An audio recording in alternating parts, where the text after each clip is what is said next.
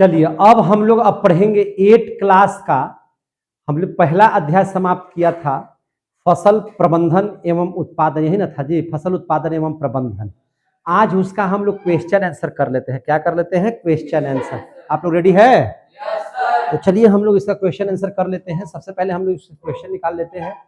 आइए हम लोग सबसे पहले क्वेश्चन निकाल ले यहाँ से, और क्वेश्चन क्या कहता है उसको ध्यान से समझते हैं। देखिए आ गया क्वेश्चन, दिखाई दे रहा होगा आप लोगों को, दिखाई दे रहा है। तो देखिए सबसे पहले इस बात को समझिए कि आपको इसमें अति लघु होगा, लघु होगा, दीर्घ प्रश्न होगा, इसके बाद वैकल्पिक प्रश्न होंगे। तो वैसे वैकल्पिक जिसमें 4 में 1 सही है, और एक ऐसा वैकल्पिक है जिसमें 4 में 1 से ज्यादा सही है। फिर आपको खाली स्थान भरने के लिए है, फिर आपको जो है से सही गलत लगाना है, और फिर इसके बाद जो है से आपको कारण बताना है। बहुत सारे क्वेश्चन आंसर है। तो हम लोग सब ऑब्जेक्टिव पहले कर लेते हैं। क्या कर लेंगे? ऑब्जेक्टिव। और यहाँ पे आप देख सकते हैं जैसा कि पहला प्रश्न आपके स्क्रीन पर क्या लिखा हुआ है, आप देख सकते हैं अति लघुत्तरीय प्रश्न को हम कर रहे हैं क्लास 8 का। सभी बच्चे मौजूद हैं? तो क्लास 8 के सभी बच्चों का हृदय से स्वागत करते हैं और देखते हैं सारे प्रश्न। अति लघुत्तरीय में 10 प्रश्न है, 10 प्रश्न को ध्यान से समझिएगा। क्वेश्चन क्या कहता है मेरे भाई कि पौधों को स्वपोषी क्यों कहा जाता है? पौधों को स्वपोषी क्यों कहा जाता है, यही ना है क्वेश्चन। तो क्वेश्चन है कि पौधों को स्वपोषी क्यों कहा जाता है। देखिए ध्यान से, कहता है कि पौधों को स्वपोषी क्यों कहा जाता है। देखिए स्वपोषी और परपोषी, स्वपोषी और परपोषी किसे कहते हैं आप लोगों को पता होगा बढ़िया से, है कि नहीं? जो अपना भोजन स्वयं बनाते हैं, है ना, प्रकाश संश्लेषण क्रिया करके बनाते हैं, उसको क्या कहते हैं? स्वपोषी कहते हैं। उसको क्या कहते हैं? स्वपोषी। तो चलिए हम लोग स्वपोषी, कहता है प्रश्न कि पौधों को स्वपोषी क्यों कहा जाता है। तो इसको लिखने का प्रयास करेंगे और समझने का प्रयास करेंगे और इसका आंसर ढूंढेंगे कैसे होगा। तो देखिए पौधों को स्वपोषी क्यों कहते हैं, है ना, तो इसका आंसर होगा क्योंकि हर पौधे अपना भोजन, हरे पौधे अपना भोजन स्वयं बनाते हैं, है ना। क्या लिखेंगे इसका आंसर में? क्योंकि हर पौधे अपना भोजन स्वयं बनाते हैं, अपना भोजन स्वयं बनाते हैं। दिखाई दे रहा है सबको? अपना भोजन स्वयं बनाते हैं। अपना भोजन स्वयं बनाने की ही वजह से इसको हम लोग क्या कहते हैं? स्वपोषी कहते हैं। तो इस कारण पौधों को स्वपोषी कहा जाता है। इस कारण पौधों को क्या कहा जाता है? स्वपोषी कहा जाता है। पहला का आंसर समझ में आ गया? कोई दिक्कत है? चलिए पहला का आंसर आप लोगों ने बना दिया। अब मेरे भाई दूसरा प्रश्न देखिए ध्यान से। क्या प्रश्न देखिए ध्यान से? दूसरा प्रश्न क्या कहता है इसको ध्यान से कहिए। किन्हीं 3 दलहन फसलों के नाम लिखिए। दलहन का मतलब होता है कि वैसी फसल जिससे दाल की प्राप्ति होती है। तो 3 दलहन फसल, तो दाल आपको क्या क्या चीज से मिलता है? तो चना से मिलता है कि नहीं मिलता है? अरहर से मिलता है कि नहीं मिलता है? मसूर से मिलता है कि नहीं मिलता है? तो ये हो गया 3 प्रकार के, है ना, आपके, है ना, दलहनी फसल। क्या हो गया? दलहनी फसल। अब कहता है, क्वेश्चन है कि रबी फसल को किस ऋतु में लगाया जाता है? ऋतु पूछ रहा है। तो हमने कहा था कि 3 प्रकार के ऋतुएं हैं। जाड़ा है मैंने ठंडा शीत ऋतु, गर्मी है गर्मी ऋतु, और वर्षा है तो वर्षा ऋतु। तो आप देखिए ना, रबी फसल जो शीत मौसम में लगाए जाते हैं, पढ़ाए होंगे। तो इसका आंसर हो जाएगा शीत ऋतु। क्या हो जाएगा? शीत ऋतु। इसका आंसर क्या हो जाएगा? शीत ऋतु। अब कहता है कि किन्हीं 3 अपघटकों के नाम लिखिए। अपघटक का मतलब होता है कि जो मरे सड़े गले चीजों को खा करके हम लोगों को बचा लेते हैं, पर्यावरण में सुरक्षित रखते हैं, वैसे जीवों का नाम लिखना है। तो वैसे जीव कौन कौन से हैं? तो देखिए किन्हीं 3 अपघटक जो खा पी करके खत्म कर दें। तो एक हो गया केचुआ। क्या हो गया? केचुआ। देखिए सांप भी तो कीट फतंगा को खा लेता है, तो सांप, और चूहा भी तो छोटे छोटे कीड़े मकोड़े को खा करके समाप्त कर देते हैं, है कि नहीं? तो ये सब अपघटक है, दूसरे को खाने वाले हैं। ये हो गया आपका प्रश्न। ये 4 प्रश्न हम लोगों ने कर लिया। 5वां प्रश्न देखिए क्या कहता है मेरे भाई। 5वां प्रश्न क्या कहता है? 5वां प्रश्न, कल्टीवेटर का उपयोग क्यों किया जाता है? कल्टीवेटर का उपयोग क्यों किया जाता है? पढ़ाए थे ना कल्टीवेटर का उपयोग क्यों किया जाता है। तो कल्टीवेटर के उपयोग से खेतों की जुताई में है ना श्रम तथा समय, हम लोगों का जो श्रम है, जो परिश्रम है, वो भी और समय दोनों की बचत होती है। दोनों की क्या होती है? बचत होती है। और इसे ट्रैक्टर में लगा करके खेतों की जुताई काफी अच्छे ढंग से की जाती है, इसीलिए हम लोग है ना कल्टीवेटर का उपयोग करते हैं। तो कैसे लिखेंगे कि कल्टीवेटर के उपयोग से, आंसर इसका क्या हो जाएगा?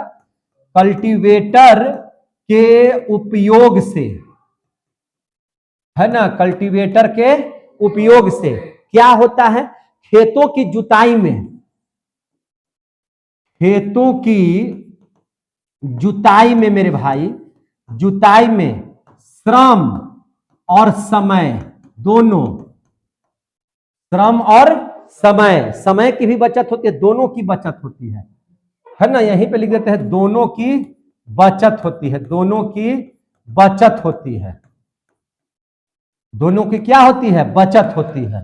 समझ में आ रहा है तो बोलिएगा, बचत होती है। इसे ट्रैक्टर में लगा करके, है ना, इसे ट्रैक्टर में लगाकर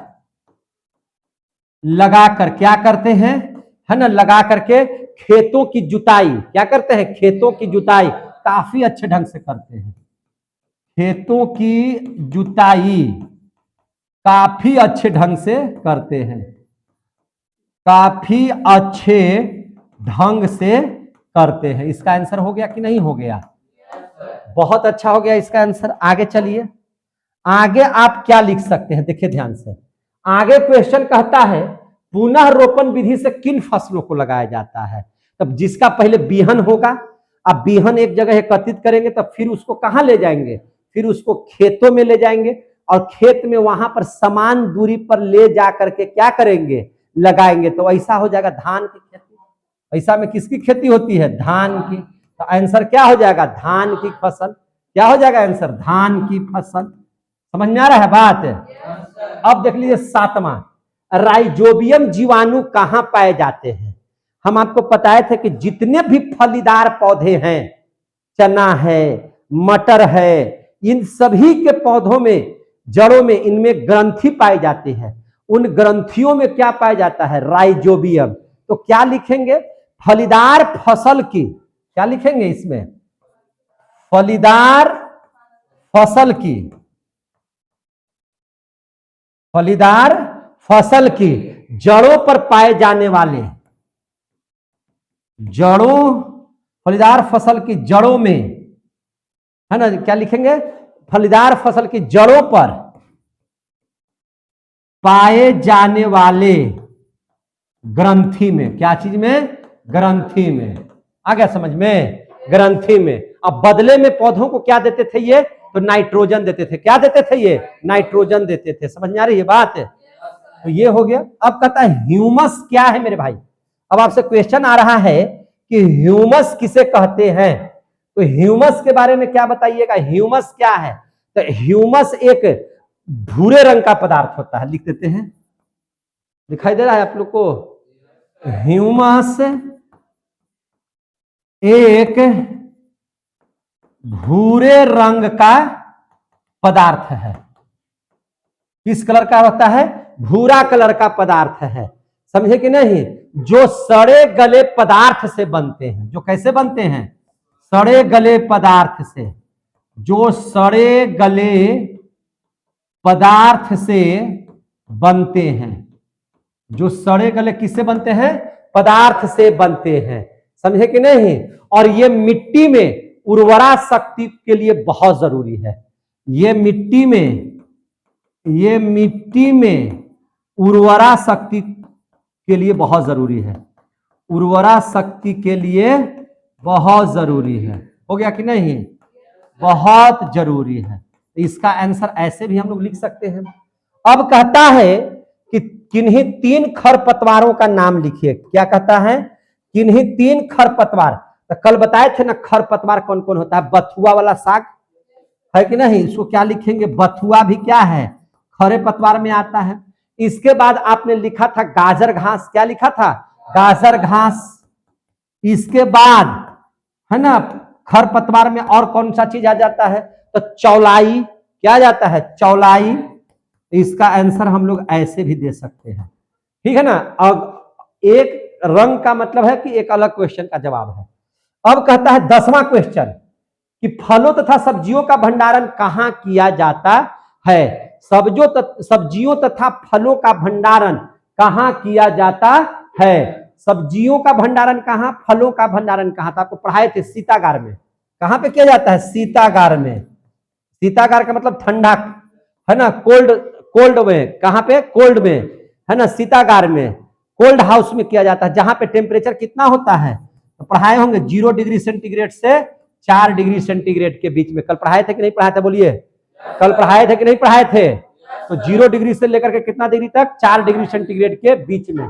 आपका ये 10 प्रश्न था और 10 के 10 प्रश्न को हम लोग सोल्व कर दिए कि नहीं? कितना देर लगा? 5 मिनट में बना लिए, है कि नहीं? तो कहने का मेरा मतलब है कि आप अगर बढ़िया से पढ़ लीजिएगा ना, A to Z प्रश्नों का आंसर दे दीजिएगा। अब देखिए इसके बाद क्या है? लघु उत्तरीय प्रश्न। अब क्या है? लघु उत्तरीय प्रश्न। तो लघु उत्तरीय प्रश्न को हम आपका पीडीएफ दे देंगे, आप वहां से लिख लीजिएगा, ठीक है? आप वहां से लिख लीजिएगा। आप जो है दीर्घ उत्तरीय प्रश्न है इसके बाद, इसका भी हम पीडीएफ आपको दे देंगे। इसका भी पीडीएफ आपको क्या कर देंगे? दे देंगे। तो आप वहां से लिख लीजिएगा कि नहीं लिख लीजिएगा? तो आपका यहां तक का क्लियर हो गया। अब चलिए वस्तुनिष्ठ प्रश्न है, और क्वेश्चन पढ़िए वस्तुनिष्ठ प्रश्न का। क्या कहता है क्वेश्चन मेरे भाई? सही से जवाब आपको लगेगा, बढ़िया लगेगा बनाने में। देखिए क्या क्वेश्चन है इससे।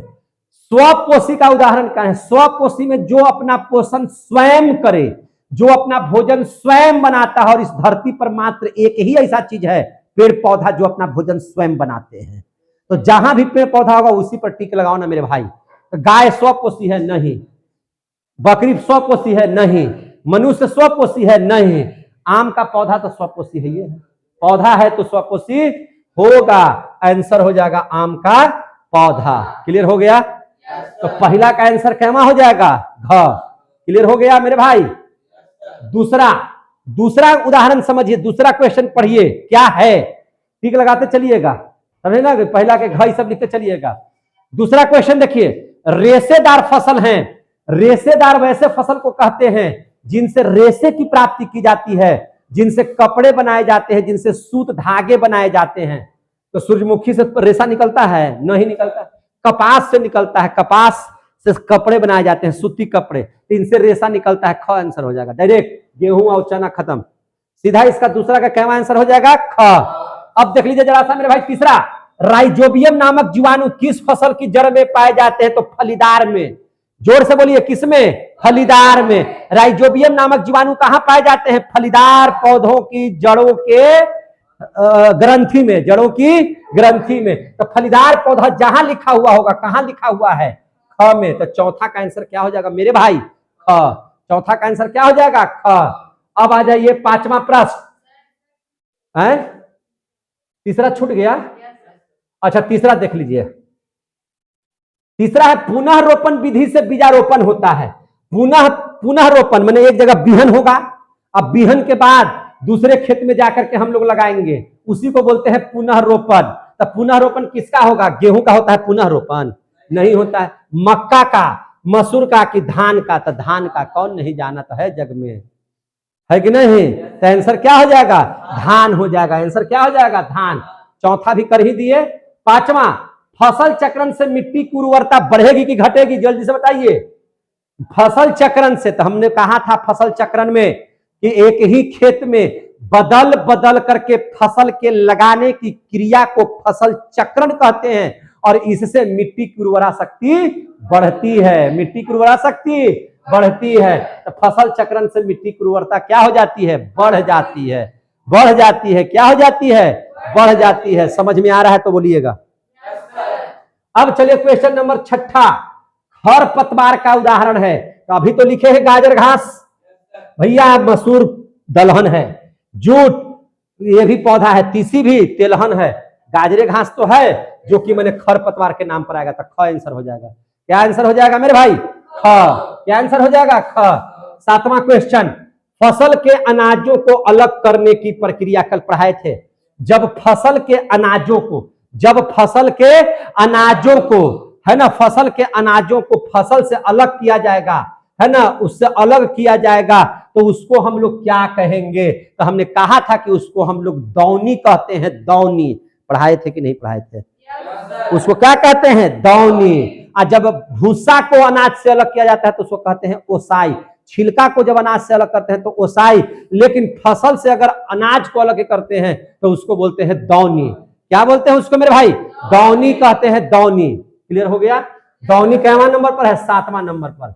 अब 8वां क्वेश्चन, पीड़कनाशी गुण पाया जाता है। पीड़कनाशी गुण पाया जाता है कहां? तो पीड़कनाशी गुण किसमें पाया जाएगा? पीपल के पत्ता में? नहीं। आम के पत्ता में? नहीं। बरगद के पत्ता में? नहीं। आपको बोले थे ना कि भंडारण करते समय अनाजों में नीम का पत्ता डाल देते हैं, तो नीम क्या है? वह पीड़क को नाश कर देता है, कीट फतिंगा को नाश कर देता है, छोटे मोटे सूक्ष्म जीव जीवाणुओं को नाश कर देता है। तो नीम की पत्ती पीड़कनाशी गुण उसमें पाया जाता है। क्लियर हो गया कि नहीं हो गया? आ रहा है समझ में कि नहीं आ रहा है?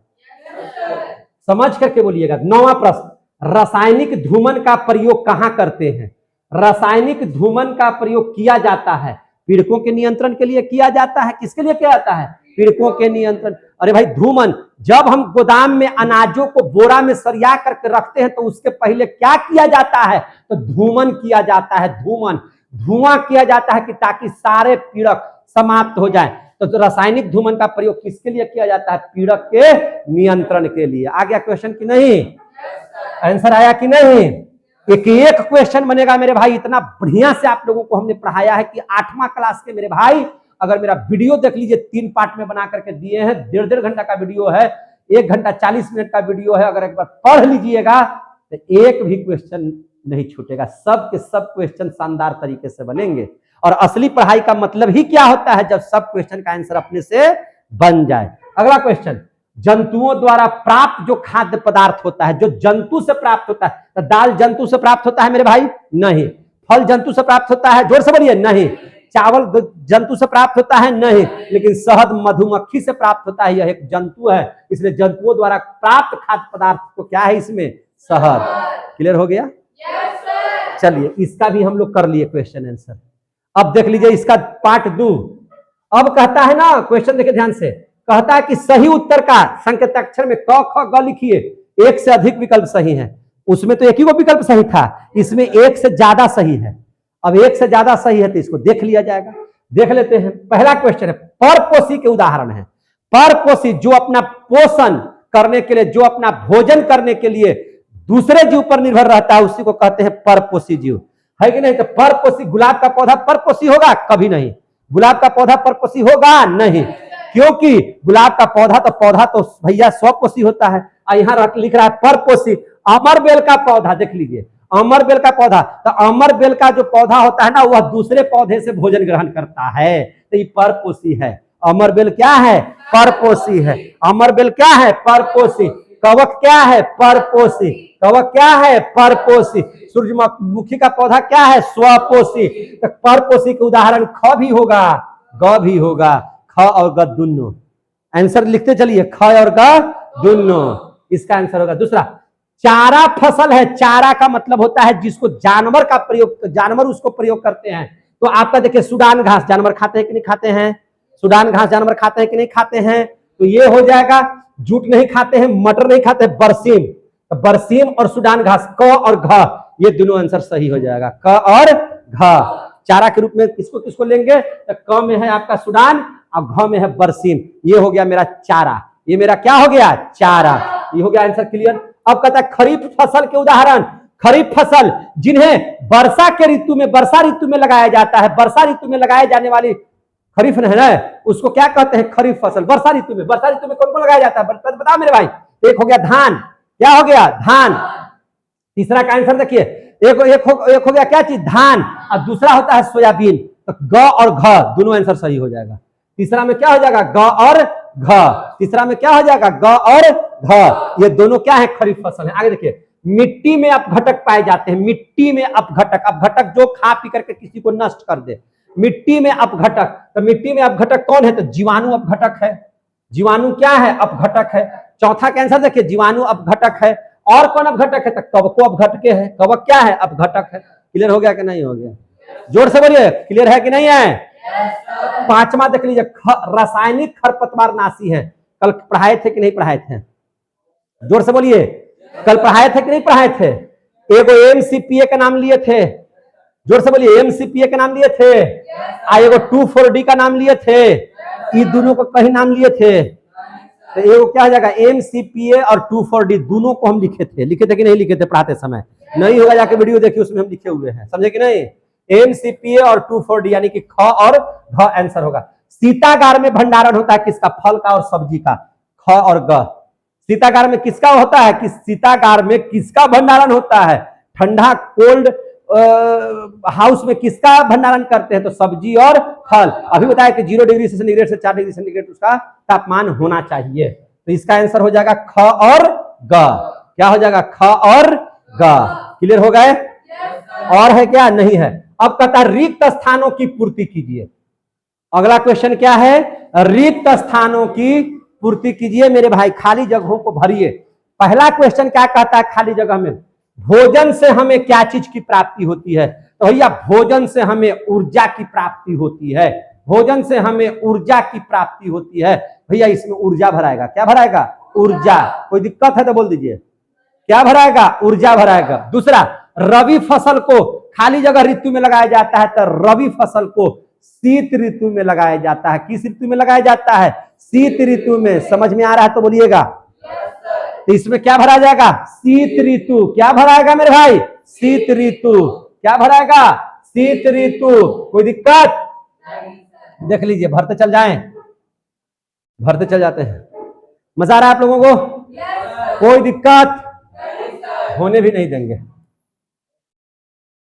तो सबसे पहले इसमें क्या भरा जाएगा, ऊर्जा। क्या भराएगा मेरे भाई, ऊर्जा। और इसमें क्या भरा जाएगा, शीत ऋतु। क्या भराएगा, शीत ऋतु। मिट्टी की सबसे उपजाऊ परत को, मिट्टी की सबसे उपजाऊ, तो मिट्टी की सबसे उपजाऊ परत ऊपर रहती है कि नीचे रहती है, तो ऊपर वाला भाग, ऊपर वाले को क्या कहते हैं, शीर्ष। तो शीर्ष मृदा कहते हैं। क्या कहते हैं इसको, शीर्ष मृदा कहते हैं, शीर्ष मृदा कहा जाता है। चलिए, खेतों की जुताई करने से मिट्टी का वायु संचरण, खेतों की अगर जुताई करेंगे तो मिट्टी का जो वायु संचरण है, माने मिट्टी में जो वायु है उसका संचरण बढ़ेगा कि घटेगा, तो बढ़ न जाएगा जी, उसका संचरण क्या हो जाएगा, बढ़ जाता है। तो इसमें आंसर क्या हो जाएगा, बढ़ जाता है। क्षतिग्रस्त एवं रोग युक्त बीज जल की सतह पर तैरते हैं। हमने बताया था ना, याद कीजिए कि हमने कहा था कि अच्छा बीज और खराब बीज को कैसे पहचानिएगा मेरे भाई। तो अच्छा बीज किसको कहेंगे, पानी में डालिए। किस में डालिए, पानी में डालिए। जो छहला जाए खराब, और जो डूब जाए अच्छा, जो डूब जाए अच्छा। तो क्षतिग्रस्त एवं रोग युक्त बीज जल की सतह पर क्या रहते हैं, तैरते रहते हैं। समझे कि नहीं, क्या रहते हैं, तैरते रहते हैं। समझ में आ रही है तो बात बोलिए, आ रहा है समझ में। अगला क्वेश्चन, उर्वरक का भंडारण, परिवहन तथा इसका प्रयोग। उर्वरक जो होता है, खाद और उर्वरक पढ़ाए होंगे, आसान होता है। किसकी तुलना में, खाद की तुलना में। उर्वरक का भंडारण माने उर्वरक का रख रखाव, उसका परिवहन एक जगह से दूसरे जगह ले जाने के लिए, जैसे हम लोग मोटरसाइकिलों से टांग के लेकर चल जाते हैं, साइकिलों से ढो ढा के लेकर चल जाते हैं, तो वह क्या होता है, इसका प्रयोग क्या होता है, आसान। तो इसको लिख देंगे कि इसमें आसान होता है। क्या होता है, आसान होता है। अब कहता है छिड़काव तंत्र से, क्या लिख रहा है, छिड़काव तंत्र से। किससे, छिड़काव तंत्र से सिंचाई करने में जल की बचत होती है। क्या होती है, बचत होती है। हार्वेस्टर मशीन द्वारा फसल की, हार्वेस्टर मशीन द्वारा फसल की क्या हो जाती है, कटाई। क्या होती है, कटाई। क्या हो जाती है, कटाई, कटाई होती है। फलों तथा सब्जियों का भंडारण खाली जगह में किया जाता है, तो शीतागार में किया जाता है।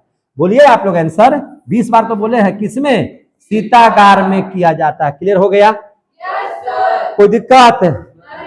अब क्वेश्चन कहता है मेरे भाई, सही गलत का चयन कीजिए। क्या चीज का चयन कीजिए, सही गलत का। मनुष्य अपना भोजन पादप या जंतु स्रोत से प्राप्त करता है, तो कहां से प्राप्त करता है, पादप से ना जंतु से। सही है। क्या हो जाएगा? सही है। क्लियर हो रहा है? क्लियर हुए?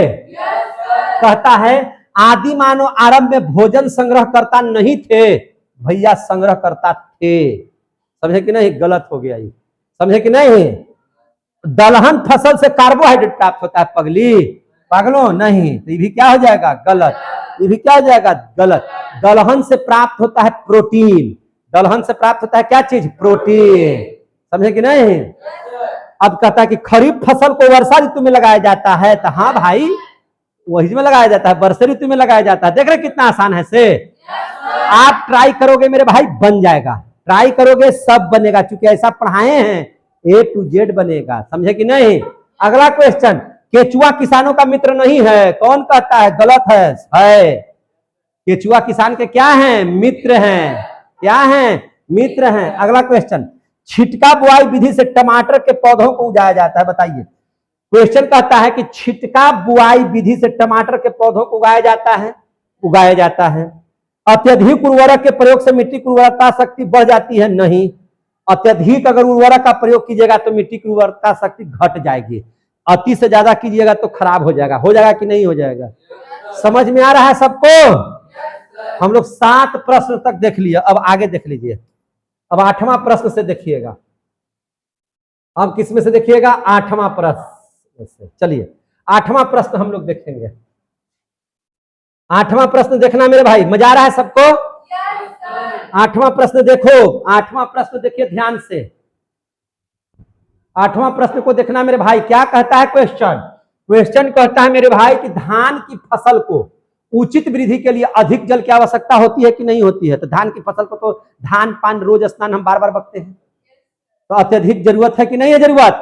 तो बिल्कुल जरूरत है। तो इसका आंसर सही हो जाएगा। इसका आंसर क्या हो जाएगा? सही है भैया। उसको ज्यादा पानी की जरूरत है। उसको कैसा पानी की जरूरत है? ज्यादा पानी की जरूरत है। बड़े पैमाने पर अनाजों का भंडारण साइलो भंडार में किया जाता है। बिल्कुल साइलो भंडार में किया जाता है। कहां किया जाता है? साइलो भंडार में किया जाता है। पढ़े थे हम लोग कॉड मछली के यकृत से, यही पढ़ाए थे कि नहीं पढ़ाए थे? बोलिए। याद है कि कॉड मछली के अगर आप यकृत की बात कीजिएगा तो यकृत से विटामिन डी की प्राप्ति होती है। किसकी प्राप्ति होती है? विटामिन डी की। यहां क्या बोलता है? कॉड मछली के यकृत से प्राप्त तेल में विटामिन ई। भैया ई नहीं होगा, गलत है। विटामिन क्या होना चाहिए? डी। यहाँ लिखा हुआ विटामिन ई, गलत हो जाएगा। हो जाएगा कि नहीं? कॉड मछली के यकृत से विटामिन डी की प्राप्ति होती है। किसकी प्राप्ति होती है? विटामिन डी की प्राप्ति। जबकि मछली से प्रोटीन की प्राप्ति होती है। मछली से किसकी प्राप्ति होती है? प्रोटीन की। लेकिन कॉड मछली के यकृत से विटामिन डी मिलता है, लेकिन यहाँ लिखा हुआ है विटामिन ई, इसलिए क्या हो गया? गलत हो गया। मजा आ रहा है? समझ में आ रहा है कि नहीं आ रहा है? कहता है कि कॉलम ए को कॉलम ब से मिलान कीजिए। कॉलम ए को कॉलम ब से मिलान कीजिए। तो पढ़िए। कॉलम ए में कहता है कार्बनिक खाद। क्या कहता है? कार्बनिक खाद। कार्बनिक खाद किसे कहेंगे? तो देखिए कार्बनिक खाद क्या है? पौधे तथा जंतुओं के अपशिष्टों का अपघटन तो है। अरे गनौरा जिसको कहते हैं, गनौरा, तो गनौरा किसको कहते हैं? अरे भैया पौधा, पेड़ पौधे के सड़ी गली पत्तियां, राख छाई, जानवरों से प्राप्त गोबर, उसी को एक गड्ढे में है ना डाल करके सड़ा गला देते हैं, तो उसी से जो पदार्थ प्राप्त होता है उसको कहते हैं कार्बनिक खाद। तो पहला के मिला दीजिए ख से। पहला को किससे मिला दीजिए? ख से। मजा आ रहा है तो बोलिए। पहला को किससे मिला दीजिएगा? ख से। कोई दिक्कत? खरीफ फसल, सूडान घास हट हो गया, इधर ही है। खरीफ फसल धान और मक्का है। कौन है? धान और मक्का। तो दूसरा का मिला दीजिएगा किससे? घ से। दूसरा को किससे मिला दीजिएगा? घ से। मिला रहे हैं? अब कहता है चारा फसल। तो अभी बताए हैं आपको चारा फसल। सूडान घास क्या है? चरे फसल ना है। तो तीसरा को मिला दीजिए किससे? क से। तीसरा को मिला दीजिए किससे? क से। अभी पढ़ाए हैं आप लोगों को है ना खरपतवार नाशी। खरपतवार नाशी। तो खरपतवार नाशी है 2,4-D। एगो पीड़क नाशी है कौन? DDT है कि नहीं? पीड़क नाशी है DDT, लेकिन खरपतवार नाशी कौन है? 2,4-D। 2,4-D। तो 4 को मिला दीजिए ग से। 4 को मिला दीजिए किससे? ग से। अब कहता उर्वरक, तो उर्वरक एनपीके क्या है? उर्वरक है। एनपीके क्या है? उर्वरक। और पीड़कनाशी क्या है? डीडीटी। पीड़कनाशी क्या है? डीडीटी। आ गया समझ में? ए टू जेड ऑब्जेक्टिव समाप्त। ए टू जेड क्या हो गया? ऑब्जेक्टिव समाप्त। अब रखता है कारण बताइए। कारण बताने के लिए केचुआ को किसान का मित्र क्यों कहा जाता है? अब बताइए आप ही लोग। देखिए, केचुआ को किसान का मित्र इसलिए कहा जाता है मेरे भाई, क्योंकि केचुआ किसी भी खेत में रहता है तो वह खेत की मिट्टी को भुरभुरा बना देती है, साथ ही उस मिट्टी में ह्यूमस छोड़ती है। क्या छोड़ती है? ह्यूमस, जिससे खेत की मिट्टी कैसी होती है? उपजाऊ। खेत की मिट्टी मेरे भाई कैसी होती है? उपजाऊ। उसमें वायु संचरण की दर बढ़ जाती है, उसमें है ना पानी सोखने का दर बढ़ जाता है, और ये काम फ्री ऑफ कॉस्ट केचुआ करता है। इसीलिए केचुआ किसानों के पक्का मित्र कहे जाते हैं। आया समझ में? अब कहता है खेतों में बीजारोपण सीड ड्रिल मशीन से करना चाहिए। कारण बताइए। सीड ड्रिल मशीन इसलिए इसका उपयोग करना चाहिए, हल के पीछे या ट्रैक्टर में फार से पीछे सीड ड्रिल बीज जो कीप के आकार का होता है, जिसमें 3 सिराएं रहती है इस तरह से, उसमें होता है क्या कि जैसे जैसे हल या ट्रैक्टर का फार आगे की ओर बढ़ता है, कैसे बढ़ता है? आगे की ओर बढ़ता है, एक निश्चित दूरी पर, निश्चित गहराई पर बीज उसमें चले जाते हैं, जिसके कारण यह संभावना होती है कि हर एक बीज पौधे की उत्पत्ति करेगा और सभी पौधे के बीच में समान दूरी होगी, सबका उचित सेवा होगा। इसीलिए खेतों में बीजारोपण सीड ड्रिल मशीन से की जानी चाहिए। आया समझ में कि नहीं आया मेरे भाई? तीसरा प्रश्न, फलों तथा सब्जियों को अच्छी तरह पानी से धोकर ही उपयोग में लाना चाहिए। कारण बताइए भैया। देखिए, चूंकि जब खेतों में फल और सब्जी उगते हैं तो उन पर हम लोग पीड़कनाशी दवाइयों का इस्तेमाल करते हैं। किसका इस्तेमाल करते हैं? पीड़कनाशी दवाइयों का इस्तेमाल करते हैं, जिनसे पीड़कों को समाप्त किया जा सके। और वह पीड़कनाशी दवा बिना धोए अगर खाइएगा, बिना धोए खाइएगा, तो बिना धोने खाने से है ना वह पीड़कनाशी हमारे शरीर में पहुंच जाएगा, जिससे हमें कई प्रकार के रोग होने की संभावना है। इसीलिए हमेशा याद रखिए कि पेड़ पौधे से प्राप्त जो फल होंगे या जो सब्जी होगी, उसको हमेशा धो करके खाना चाहिए। धो करके खाना चाहिए। अगला प्रश्न बोलिए। अनाजों के भंडारण के पूर्व धूप में क्यों सुखाना चाहिए? सुन लीजिए आंसर। अनाजों को भंडारण का मतलब होता है, 7वां पॉइंट है भंडारण। हम लोग जब कृषि कर रहे थे तो पहला काम क्या किए थे? मिट्टी की तैयारी। उसके बाद क्या किए थे? बुआई। उसके बाद क्या किए थे? सिंचाई। उसके बाद क्या किए थे? खरपतवार का नाश किए थे। उसके बाद खाद उर्वरक छींटे थे। उसके बाद हम लोग क्या किए थे?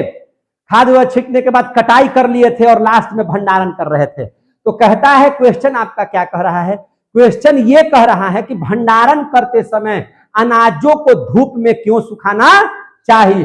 देखिए, भंडारण करने का नियम है मेरे भैया, भंडारण करने का एकदम नियम है, जान लीजिए कि उसमें नमी, भंडारण करते समय अनाजों में नमी की जो मात्रा है 14% से कम होना चाहिए। कितना होना चाहिए? 14% से कम होना चाहिए।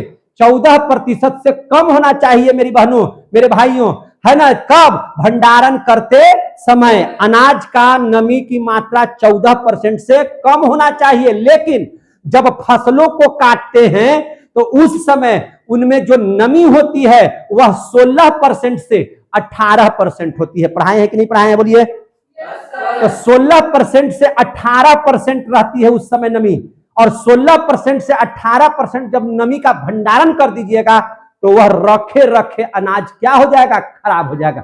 इसीलिए कहा जाता है कि सबसे पहले उन अनाजों को आप धूप में सुखाइए। कहां सुखाइए? धूप में सुखाइए।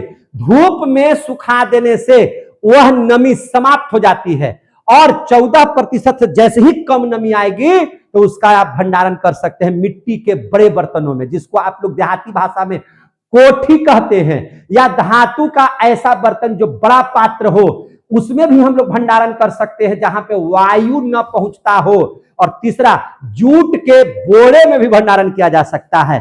तो हमारा क्वेश्चन था कि 14% से कम नमी चाहिए, है ना, भंडारण के पूर्व सुखाना क्यों चाहिए? तो सुखाना इसीलिए चाहिए ताकि नमी की मात्रा ज्यादा न रहे। हो गया? कोई दिक्कत? A to Z प्रश्न अभी हम लोगों ने हल किया आप लोगों के साथ में क्लास 8 का। जो भी बच्चे पढ़ रहे हैं क्लास 8 में, हम उनसे आग्रह करते हैं कि आप इसी तरह से बिट्टू सर से जुड़िए। एक एक क्वेश्चन अगर आप ना सोल्व कर दीजिए तो बिट्टू सर मेरा नाम नहीं। बहुत बहुत धन्यवाद।